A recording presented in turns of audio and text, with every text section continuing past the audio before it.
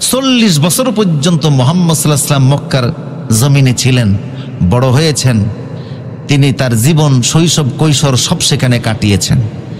এই 40 বছরে তিনি ছিলেন গোটা মক্কার মানুষের চোখের সুরমা, মাথার তাজ, আল আমিন, সাদেক। যেই না তিনি কোরআনের আওয়াজ দিলেন, নানান ধরনের গালিগালাজ তাকে শুরু হয়ে গেল। কথা বলে না।